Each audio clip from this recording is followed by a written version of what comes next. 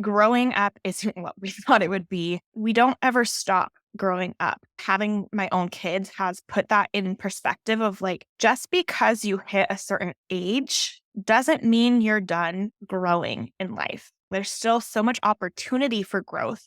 It can be really exciting to know, like, okay, yeah, I'm finishing up my 20s, but I still have the rest of my life to continue growing and learning about myself and learning what I like and learning who I am and learning how I can interact with people in the world. And all of these things, it doesn't just stop when we become an adult or when we have kids.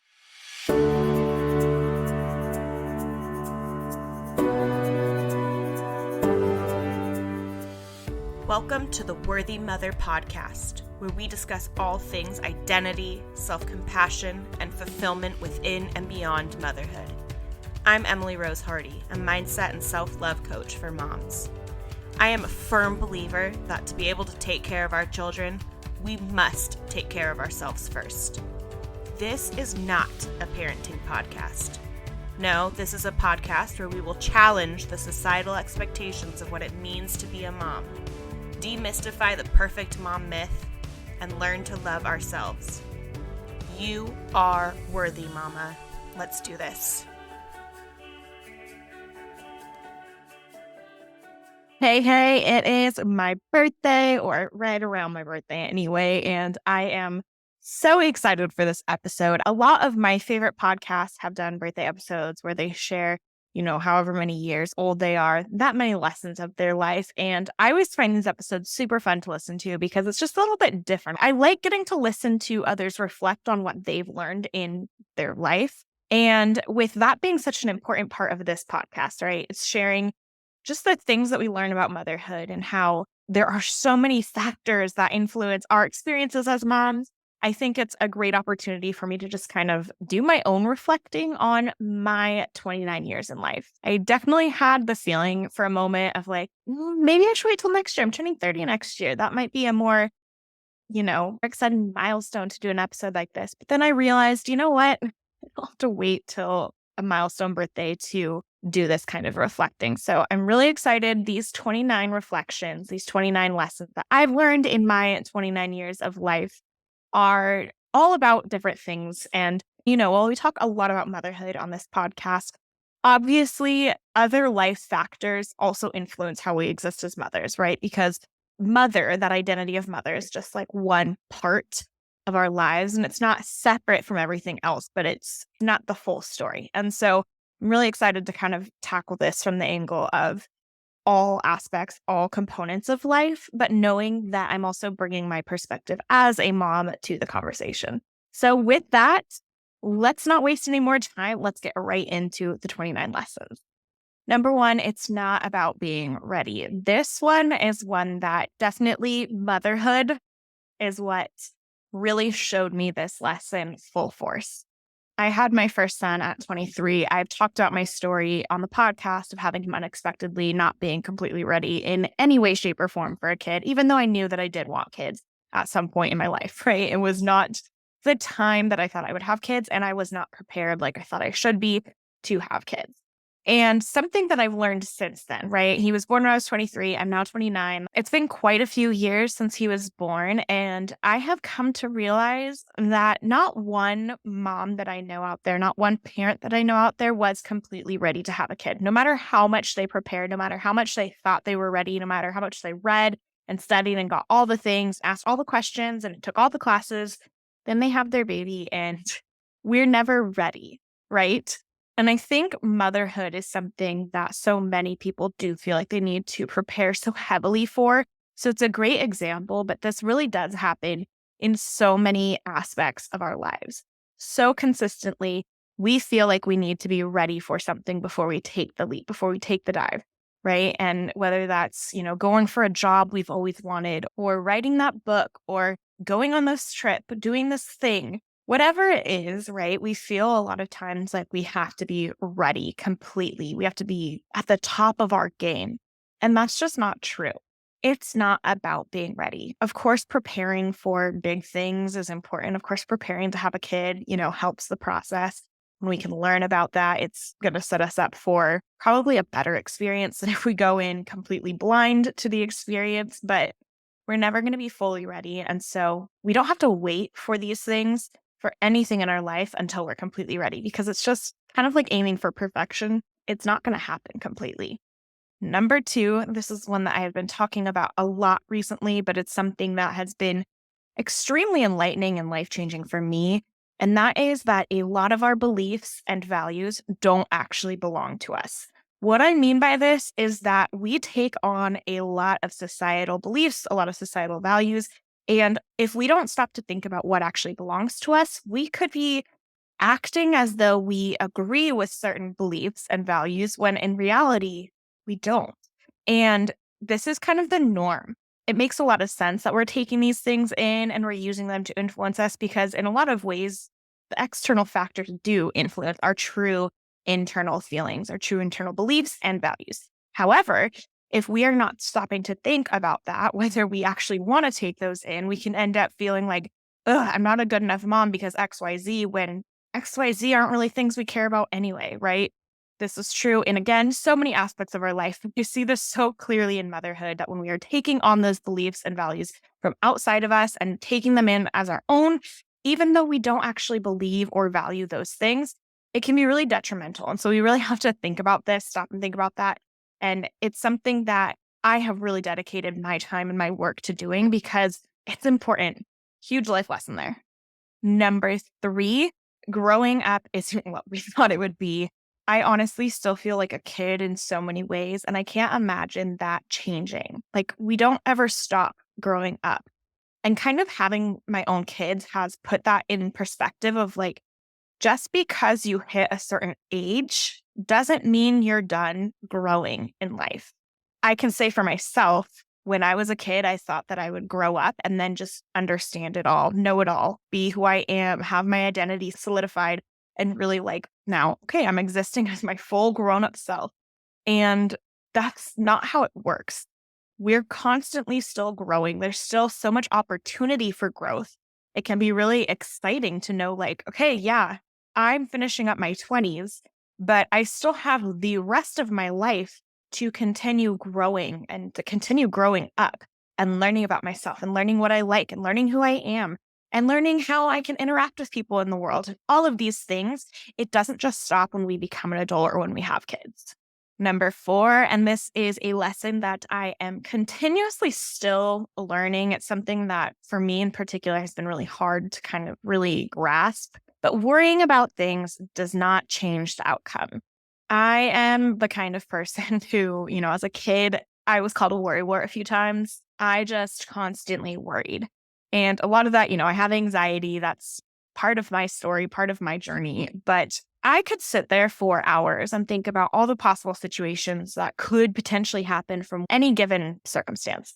And it's been a really challenging journey to learn that that actually isn't really something that's worth my time. And so I have gotten really a lot better about not worrying about things unnecessarily. However, I think it will be something that I'm continuing to learn and grow with because, again, like my natural instinct is to worry, but it doesn't change the outcome. Worrying does not change the outcome. There are things that can change the outcome of something, but if we're just worrying about it, we're putting all this energy into feeling bad about something that hasn't actually happened. So that is something I'm going to hold on to and continue to work on in my life until it's not something I need to work on anymore. Number five, the only person you have control over is yourself. Again, this is one that can be really hard to accept. And it's something, obviously when we're growing up, we hear that a lot. Like, you can't control what they do. You can only control yourself. But I've really come to learn like what that actually means. And it can be both a really kind of scary reality of the fact that we can't control the people around us. We can't control what happens. We can't control how they react to something and how their actions are going to impact us. But it can also be so empowering to know that we do have so much control of our lives and we do have such an ability to do what's best for ourselves and learn to manage our thoughts, manage our emotions, set boundaries, and not let others impact us in a negative way if we don't want to. So it's kind of this interesting idea and interesting concept of like letting go of feeling like we need to control other people, but also knowing that we have the ability to do things for ourselves. Again, I think this is something that I will always constantly be working on and helping others work on because it's something that is so hard to really wrap our minds around in a lot of ways, but it's also a really important lesson to really know and grasp. Number 6, there's nothing quite like a good cry. And this is one that I totally stand behind. I have created playlists over the years on Spotify of, good songs that I can put on in the car to cry to. Sometimes we just need that release, and sometimes a cry is the best way to get that emotional release quickly. And so let yourself cry, let yourself feel things, let yourself let it out. There's no shame in a good cry. Number 7, space and time to yourself is a must. This is a hill I will die on. We need time and space. We need to be able to tune into ourselves without all of the external noise, without all of the external factors that are taking our attention and causing us to kind of turn outward. Being able to turn inward, being able to look inside yourself and understand what it is that you need, what it is that fulfills you. There is so much value in that. And when we are kind of caught up in the chaos of life, because let's be honest, it can be chaotic, especially with little ones at home and with just the demands of motherhood and everything else that comes along with life. That space and that time to ourselves is so incredibly important to really just make sure that we are doing things in alignment with what we actually want.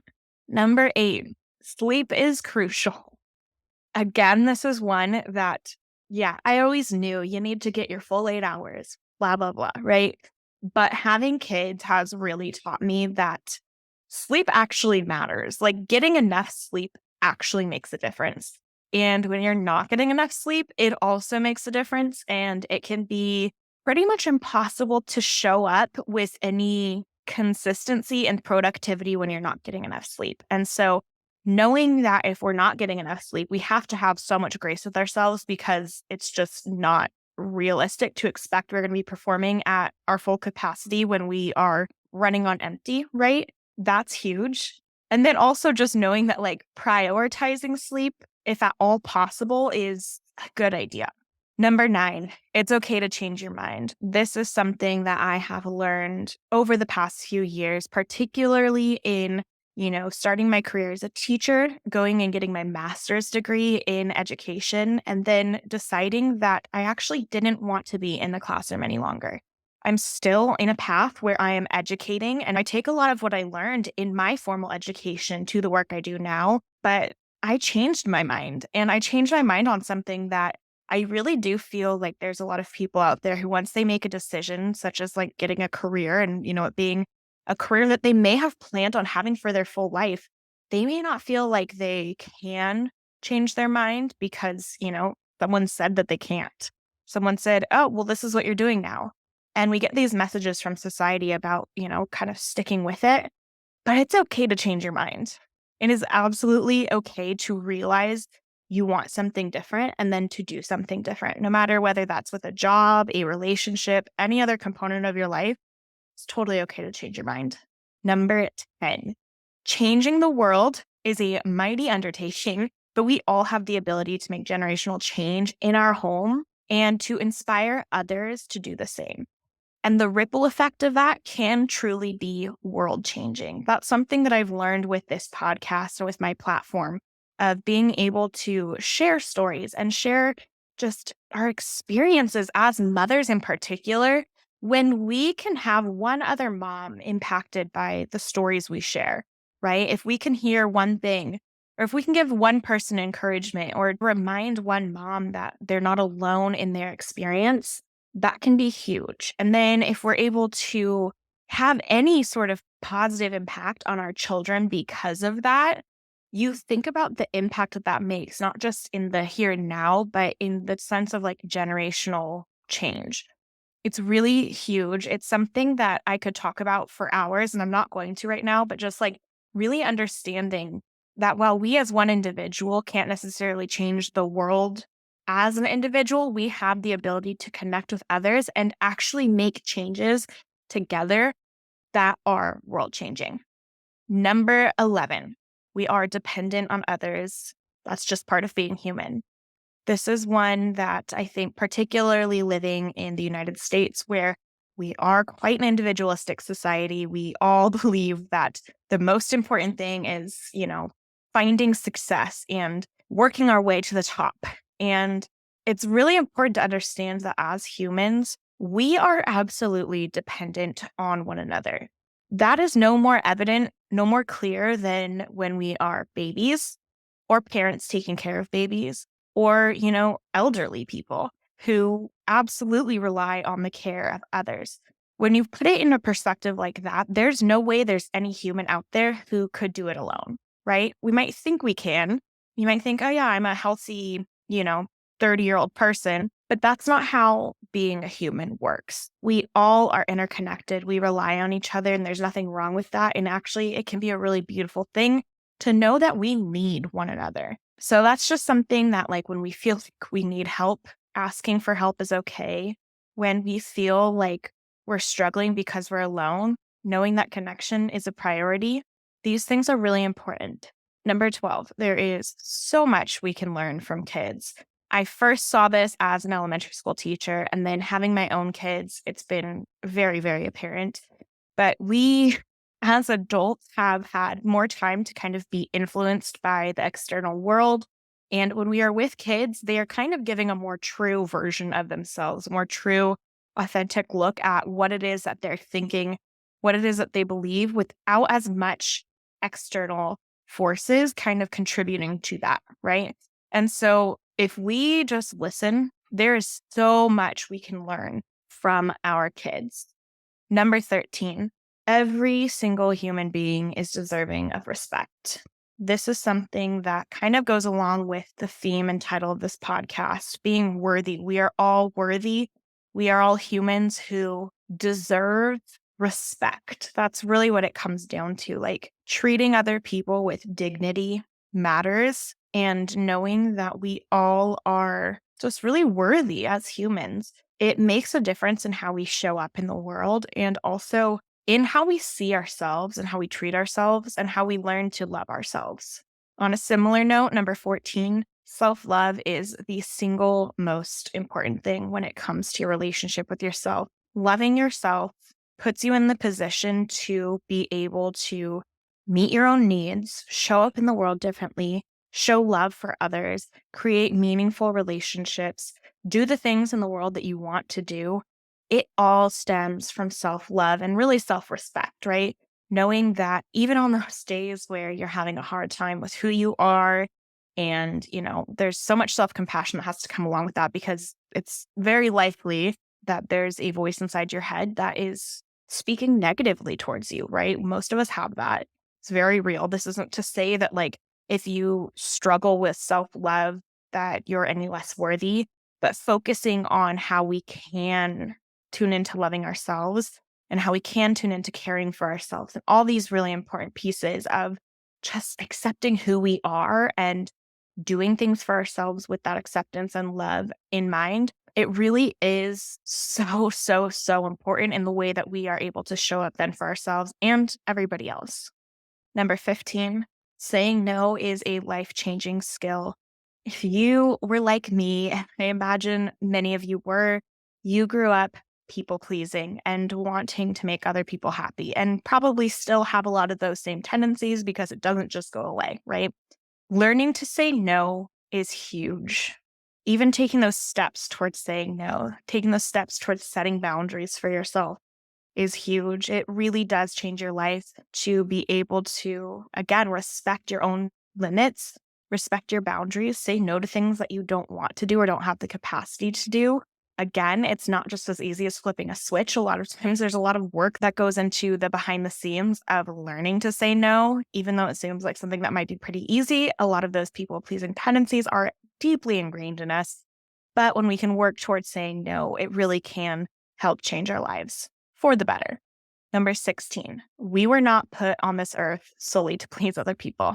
Again, thinking about people pleasing, Your worth is not in how much you make other people happy and how much you please them and how much you do for them and all of that. Sometimes it feels like it is, right? Sometimes it feels like our value is in how well we take care of others, but that's not the case. It really isn't. We are all worthy, regardless of how other people feel about that. And when we can start to see kind of the lie that people pleasing is, this need to always make others happy, we can start to see how really, when we just show up for ourselves, we can actually make the most positive impact in the world anyway. Not that it's about the positive impact that we make on the world always, showing up for yourselves is also because you're worthy of showing up for yourself, but it also does have those positive ripple effects on the world. Number 17, unlearning can be more challenging than learning at times. And it also is necessary a lot of times. Again, we take on a lot of external messages from others in our lives and in society in general. And we can learn a lot unintentionally that is damaging for how we see ourselves, how we see our roles and identity, how we see the world around us, and how we're able to exist in that world, how we see other people. And a lot of times we have to really actively unlearn if we want to get to a place where we are able to live more in alignment with what we actually believe and what we actually value. And so this unlearning piece is huge to our life, but it can be really challenging because if we already have that knowledge of what we believe and we're having to kind of backtrack and get rid of that and build new paths in our brain, it can be challenging. It can be challenging even to understand and recognize that that's something we want to do, right? I would say that that's probably the most challenging part is really seeing like what we have to unlearn. Once we know what we have to unlearn, that part's a little bit easier, but it really is challenging and it really is so, so, so crucial and so worth our time and energy. Number 18, it is important to know what you actually want and to continually check back in to make sure that that's still what you want and that you are living in alignment. Again, this kind of goes to some of those past lessons, but we are constantly taking in so much from outside of us that we have to be so intentional about checking in with ourselves and really understanding, like, what do I want? If we're going to move forward, we want to be moving forward in the right direction towards what it is that we want. We want to be doing things that light us up, that fulfill us, because as cliche and cheesy as it sounds, we only get one life. Let's do it the way that we want, right? Like take advantage of this life and live it. Live it the way that you want and make sure that you're continuing to do that. Number 19, connection with others is one of the most beautiful things. I can't overstate this. The way that we're able to connect with others, the beauty that comes from conversation and just how much we can learn when we are connecting is like magnificent. Right? It's kind of a funny word, but it's something particularly with my background in education. I see such value in conversation. I see such value in having dialogue and being able to take from each other's thoughts and grow from that. It's huge. It's incredible. It's something that I think if we tune into that and really grasp just how amazing it is to be able to connect with each other, even just having that knowledge can be life changing. Number 20, speaking your mind matters and your voice matters. I've shared this multiple times on the podcast, but I went through a period of time in my teenage years, when I'm sure other people can relate to this, where I just didn't really share my opinions. I honestly didn't really feel like I should have opinions and definitely didn't say them out loud, right? I'd kind of silly example of that is if someone would be like, "What kind of music do you like?" And I'd be like, I don't know, whatever. I just didn't feel like what I had to say was valuable. And that's coming from someone who, like, as a little kid, I wouldn't shut up. And now, I mean, I'm here talking to you, kind of still on the same boat of I just don't really shut up. But I know from my own experience that there's been some moments in my life, particularly in motherhood, where somebody else shared something. They chose to share something that may have been really vulnerable and scary to share. And when I heard it, I was like, holy shit. I feel seen. I feel less alone. I feel like I understand what I'm going through better. And it really does matter when people speak up, even if they don't feel like they need to. It really does matter. It can make just a massive impact on other people and on yourself. And so that's, I mean, a huge piece of this podcast is just sharing our stories, sharing our experiences, sharing our opinions and thoughts, because our voices matter. What we have to say matters. What we have to say, can change the world for the better. It can definitely change individual lives for the better. And if you ever feel like stifling your thoughts or your opinions or something that you want to say because you think it's not necessarily valuable, who wants to hear that? I can't recommend enough just sharing it. First of all, it feels good, but you never know who that's going to touch, who that's going to help, right? And that's powerful. Number 21, creative expression is so, so powerful. This is something that I did not understand until I became a mom. But I remember after my first son was born and feeling just so out of touch with who I was. And I just wanted to create. I didn't know what that meant. I didn't identify as an artist or something, right? I was like, let me learn to macrame. Let me learn to, do hand lettering, whatever it was. I just felt this urge to create. And I've realized since that it was this need to express myself in a way that I don't think I could through just speaking. I needed to express myself for myself in that way. Creativity is so powerful, and it doesn't have to look like what you necessarily think, when you're like, oh, I'm not a creative person. Creation isn't about being an artist. Creation isn't about being, you know, the most innovative, creative thinker and doing something no one else has done before. It really is just about expressing yourself in however you feel drawn to express yourself. And it can really be this kind of portal to understanding yourself better and just feeling more open and alive in this world. Number 22, nobody really knows exactly what they're doing. This kind of goes along with that first one of not needing to be ready, but I think it just has really become so evident to me in the last few years that nobody really fully knows what they're doing with anything. Even the most well-educated, most well-rounded human beings struggle with things and don't know everything. And honestly, I think some of those people who we see as authority figures, the reason that they've been able to establish that is because they continually are learning and asking questions and things like that. And so just knowing there's no difference between feeling oh, I have no clue what I'm doing right now and don't know how to handle that. Really, we can kind of shift that to I have opportunity to learn and grow, and that's okay. And we all do. When we can make that shift, it's huge in how we then show up for ourselves, but really just accepting that we're never going to have it all figured out. No one does. That's not the goal. And for some reason, we have it in our head that that is the goal, and that other people do know what they're doing and they have it all together. And it's just not the case. We're constantly experiencing firsts, right? Today's the first day I've lived today. Tomorrow will be the first day that I've lived tomorrow. And so to expect that we're going to know everything and be able to manage everything perfectly is ridiculous if you really think about it. And we have to kind of give ourselves the grace and self-compassion to just be human and live and not know what we're doing. Number 23, we can choose to be confident. And I know this is if you don't feel confident, if you lack confidence and belief in yourself, you might be rolling your eyes right now. Yeah, if I could just choose it, I would. But I really truly believe that developing confidence is a choice. It is something that we have to oftentimes unlearn different stories we tell ourselves, different patterns of self-talk. But it is a choice we can make. And it's possible to become more confident in yourself. I truly believe this because I have lived it.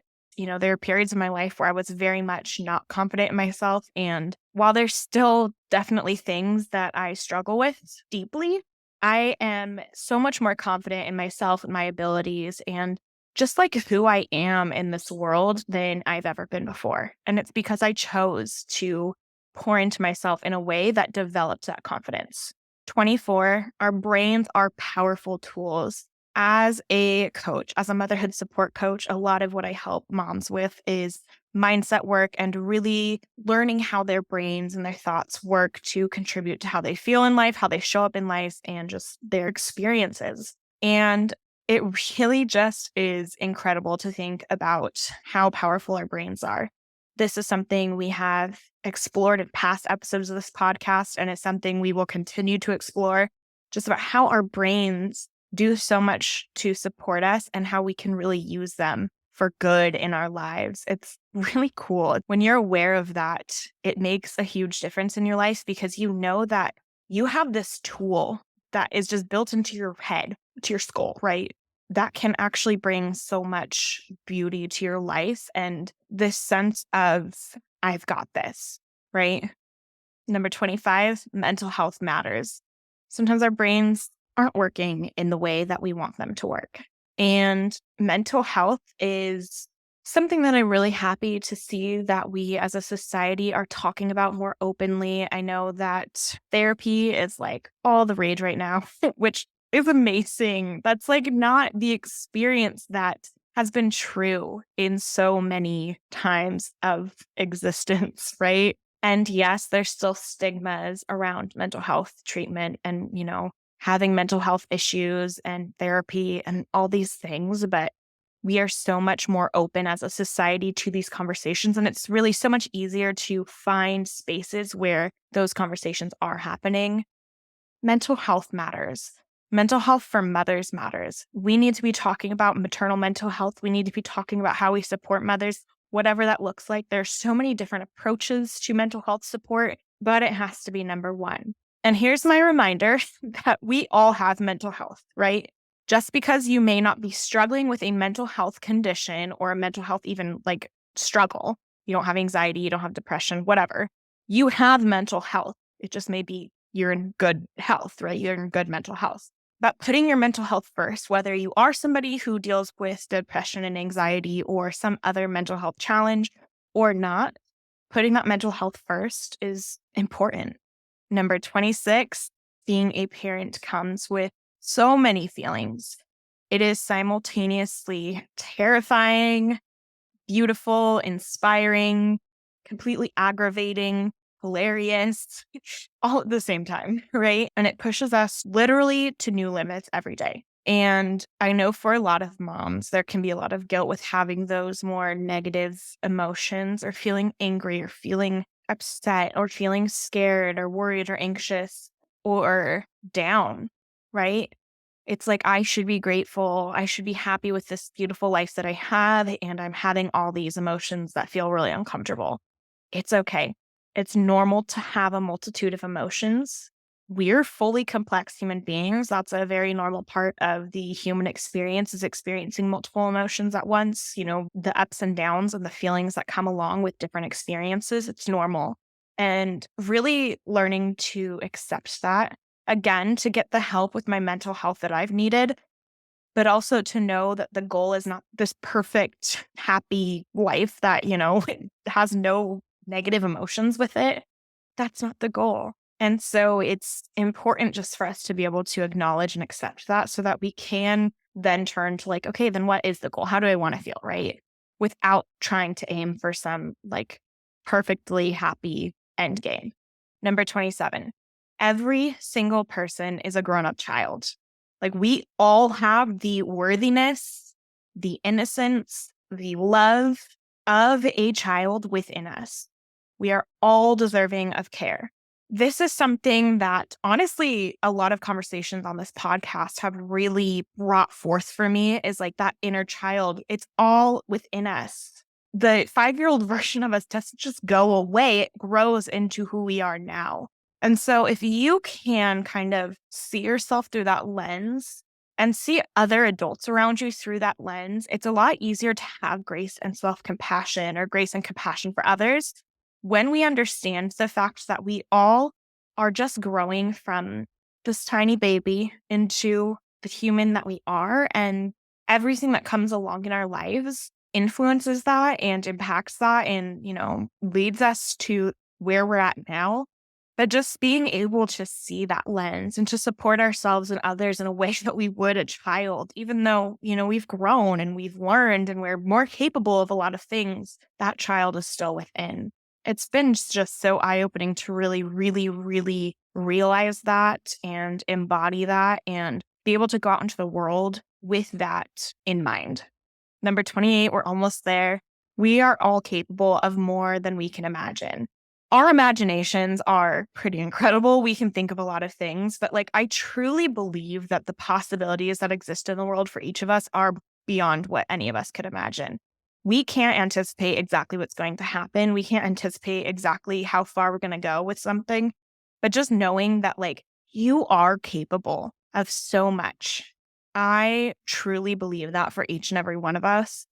And I think being able to hold on to that belief and understand that belief can really help set us up for a self-fulfilling prophecy that is great, right?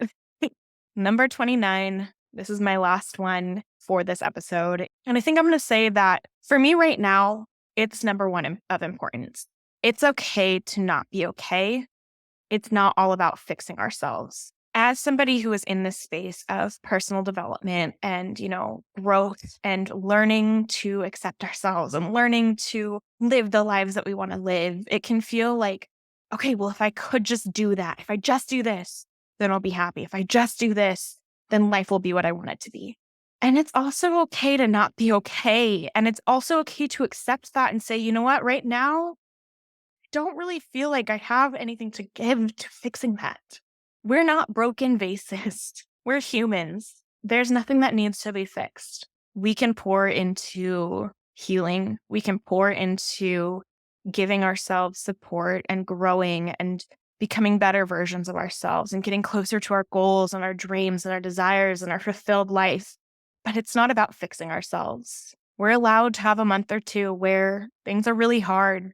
We're allowed to have a year where things are really hard. We're allowed to exist and feel things and be miserable sometimes without feeling like, shit, I have to do something about this right now. You're human. Life is hard. Things can be challenging. And sometimes sitting in that is all we can do. And we have to give ourselves grace to know that that's okay.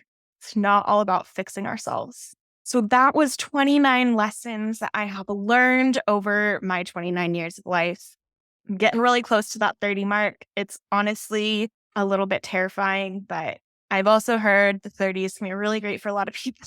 So, it's just an age. It's just what happens in life. And, just to throw a little extra one in there, learn that just kind of keeps happening. You keep getting older, keep growing. So there's no point in feeling bad about that. I'm going to celebrate it. Really exciting. And I just want to say thank you so much for being here, for tuning in and kind of helping celebrate my birthday and my life with me. I hope there's something in here that maybe struck a chord with you. If you feel like there is something that you're like, hell yes, go ahead. Feel absolutely free to DM me on Instagram or post this episode to your stories and share kind of your insight with me. I would love to hear what resonated the most with you. If there's anything in here that you're like, I hadn't thought about it that way. Or if there's anything that you're like, yes, I think about that all the time. Let me know. Let's talk about it. And we will wrap up with that. You are worthy, mama.